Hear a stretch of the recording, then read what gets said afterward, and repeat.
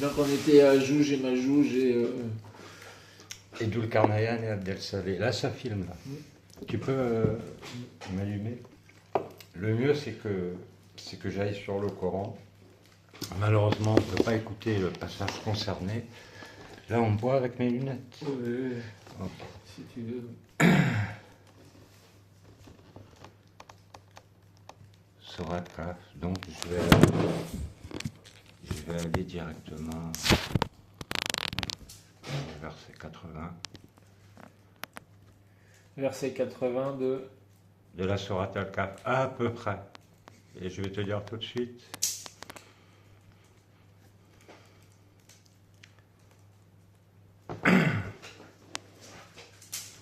Voilà, verset 83. En français, tu vois, ça dit « Et il t'interroge sur Dulkarnayan. Dis, je vais vous en citer quelques faits mémorables. » D'accord ? Ouais. C'est là que ça commence l'histoire de Dulkarnayan. Et il t'interroge, donc, à la limite, tu ne sais pas qui sont ils interrogent qui. Ah ouais, c'est jamais. On parle jamais de. Et il t'interroge. Du. Qui Là, Ok. là, c'est dur à savoir. Il y a peut-être des gens. Ouais, mais ton téléphone. Ah ouais. Il y a peut-être des gens qui savent. Moi je ne sais pas. Ensuite, verset 84. Vraiment, nous avons affermi sa puissance sur terre et nous lui avons donné libre voix à toute chose. Donc là, on sait qui c'est qui parle, c'est Dieu. Tu suis ? Ouais, ok. Et tu veux dire qu'avant, on a des personnages qui sont avec le pronom il au pluriel? Et il t'interroge, là en français c'est il au pluriel. D'accord. Donc tu pourrais te dire, oui, ben, c'est Moussa et Abdel Saleh, parce que tu sais que le verset précédent, ils étaient ensemble. D'accord. Tu vois, peut-être qu'ils interrogent Dieu. Ok. Moi je sais pas, tu vois, je sais pas.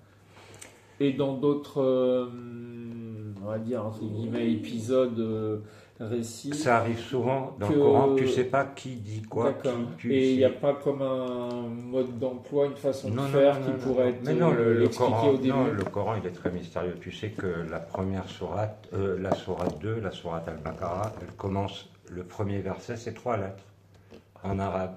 Alif, Lam, Mim. Et après, la sourate commence. Et il y a beaucoup de sourates qui commencent par des lettres. Pas toujours celles-là, mais par 3 lettres. Et des lettres qui Et sont... personne ne sait aujourd'hui pourquoi. Et elles n'ont pas de signification. Les lettres, Ouais. bah, Alif, c'est A. Lam, c'est L. Mim, c'est M. Ok. Il n'y a pas de sens caché ou de... Si, mais personne n'a trouvé jusqu'à Enfin, je veux aujourd'hui. dire, ouais, d'accord. Depuis 1400 Ouais. ans, personne. Il On sait. n'y a pas de jeu de mots évident, quoi, toi, je veux dire. C'est un Non, truc vraiment qui est apparu à personne encore, quoi. Voilà. Ok. On a, voilà, oui, Et tu penses qu'il y a beaucoup de mystères cachés comme ça dans le Coran? visiblement. Ok. Parce que personne n'a compris l'histoire de Dulkarnayan, Entre autres. à part moi. Ok. Donc, je rappuie là. Hop. Le code, je fais quoi? 0, 0, 0, 0, plein de fois. 4 fois, ensuite, ok. Ah bon?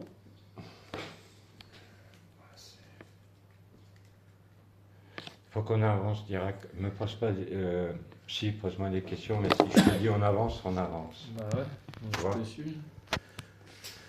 Et il t'interroge sur Dulkarnayan. Donc, tu es d'accord que Dulkarnayan, là... Moi, j'imagine que ce nom, il apparaît dans le Coran.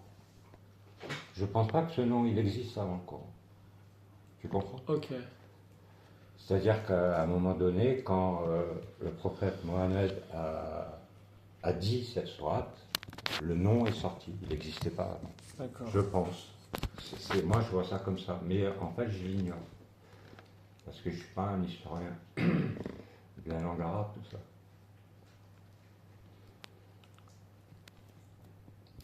Tu suis là, Morgan? Bah oui, je suis à fond.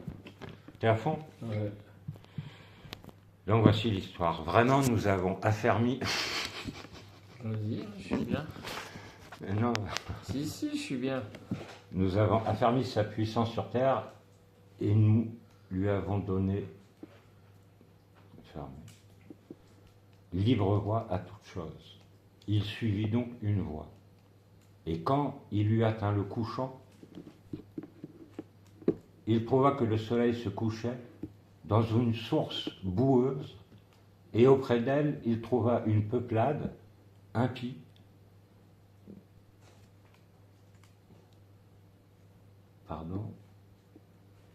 nous dîmes, donc là, par rapport au verset avant, on sait que c'est Dieu qui parle, tu vois, Ouais. nous dîmes, souvent quand c'est nous, c'est Dieu qui parle, nous dîmes, ô Dulcarnaïan, où tu les châties, où tu uses de bienveillance à leur égard. Tu vois. Donc voilà ce personnage qui... Moi là je raisonne avec ce qui est marqué, hein. Il suivit toutes les voies, j'imagine que c'est bien traduit, quoi. Ouais. Tu es d'accord? Ouais.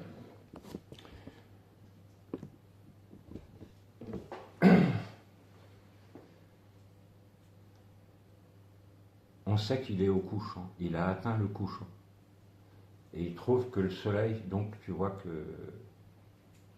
Il trouve que le soleil se couche dans une source boueuse ou terreuse, il y aura plein de façons de le traduire. Ouais. Et il trouva une peuplade impie. Donc voilà le premier voyage de Dulcarnaïan, Ouais. il trouve une peuplade qui est décrite comme impie, et Dieu lui dit qu'est-ce que lui il peut faire sur cette peuplade. Tu es d'accord? Ouais.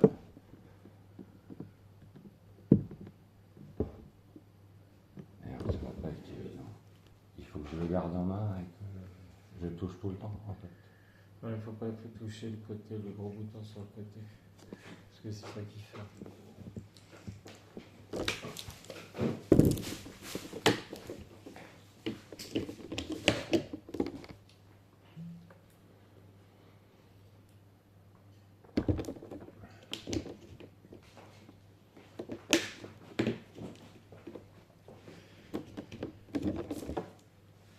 Pourquoi tu rigoles? Parce que j'ai du mal. Non, parce que c'est rigolo. Ah, dans la Volvic, dans le plan, ça le fait pas. Ok, pardon. Donc voilà, Dulcarnaïan y rencontre une peuplade. Une peuplade que jusqu'à présent personne n'a su définir. Qui sont ces gens en dehors de ce qui est écrit là, une peuplade impie. Et Dieu dit à Dulcarnaïan, où tu les châties, où tu uses de bienveillance à leur égard. C'est-à-dire qu'il leur donne un pouvoir sur tout ce peuple. T'es d'accord? Ok. Hein? Ouais. Ouais, ça lui décide. Il suffit de lire, hein, tu vois, l'histoire. Et donc là, Dulcarnaïan, il parle. Il dit, quant à celui qui est injuste, nous le châtierons, il sera ramené vers son Seigneur, qui le punira d'un châtiment terrible. Et quant à celui qui croit et qui fait bonne œuvre, il aura en retour la plus belle des récompenses, et nous lui donnerons des ordres faciles à exécuter. C'est d'accord? Ouais. Ensuite, Dulcarnaïan, il suivit une autre voie. Que celle qu'on avait conseillée? Non. Okay. Dieu le fait faire un trajet. Il atteint le soleil couchant, il rencontre une peuplade. Une autre voie. Quand il a fini, oui, parce que Dieu, on utilise le mot voie parce que Dieu dit, il lui a donné toute voie sur toute chose, ou quelque chose comme ça. Il utilise ce mot, quoi. Donc là, il suivit une autre voie, et quand il eut atteint le levant, il trouva que le soleil se levait sur une peuplade à laquelle nous n'avions pas donné de voile pour s'en protéger. C'est d'accord? Dieu décrit là une peuplade avec des mots précis.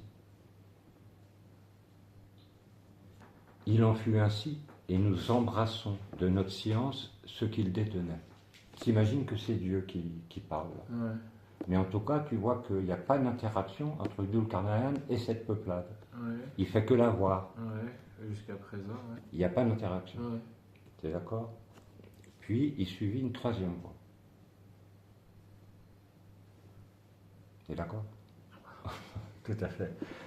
quand il eut atteint un endroit situé entre les deux barrières, entre parenthèses en français c'est marqué montagne, il trouva derrière une peuplade qui ne comprenait presque aucun langage. Alors là, on est sur le verset 93. Rien que si tu lis ça en français, tu te dis, c'est complètement chelou. Mais ça reflète assez bien ce que les Arabes y comprennent du verset. Ils le comprennent comme ça. Ok. Les Arabes qui lisent dans le texte original, ils le comprennent comme ça, que Dhul-Qarnayan, il arrive entre deux montagnes, ou entre deux limites, ou entre deux quelque chose. Tu vois, ce qu'ils sont sûrs, c'est qu'entre deux quelque chose. Et qu'il trouva une peuplade, là, à cet endroit, qui a un gros problème avec la parole. Ouais. Là, en français, c'est marqué qu'il ne comprenait presque aucune parole. Ouais. Moi, je le vois comme étant des gens suffisamment éloignés pour qu'aucun des dialectes connus, ils le comprennent, toi. Genre. Comme si c'était arrivé chez les Mongols ou et toi.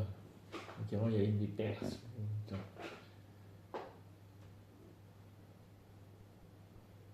Donc, quand il suivit la troisième voie, quand il eut atteint un endroit situé entre deux quelque chose, deux barrières, il trouva derrière elle, tu vois, c'est très bizarrement traduit, derrière elle, derrière quoi? La montagne, la barrière. Il trouva une peuplade qui ne comprenait presque aucun langage. Verset suivant, tout le monde le sait, tout le monde l'a remarqué, qu'il comprenait presque aucun langage, mais il parle directement à Dhul-Qarnayan. Ok. C'est d'accord? Ouais. Ils dirent, ô Dhul-Qarnayan. Donc la première fois, c'est Dieu qui lui a dit, ô Dhul-Qarnayan. Voici là des gens qui lui disent, ô Dhul-Qarnayan. Les Yajouj et les Majouj commettent du désordre sur terre. Voilà où, quand Yajouj et Majouj sortent pour la première fois. Ah, c'est à ce dans le moment-là. Coran. D'accord. Ok.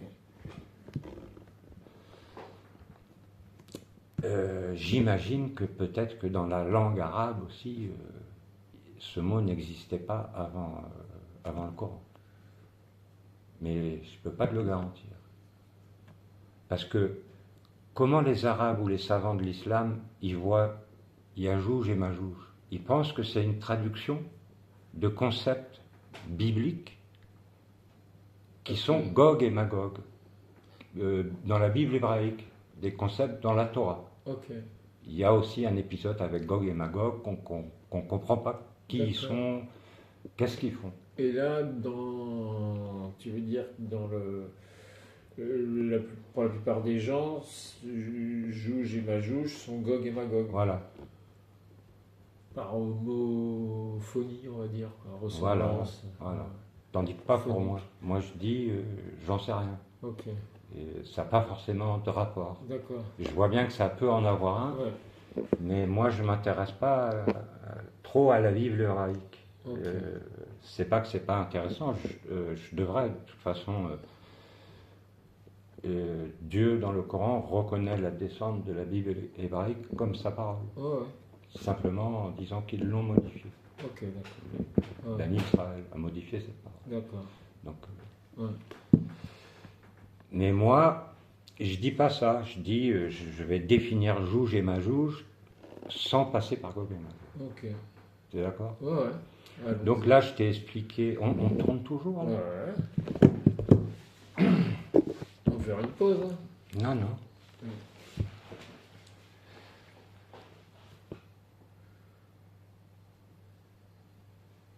Si, faire une petite pause.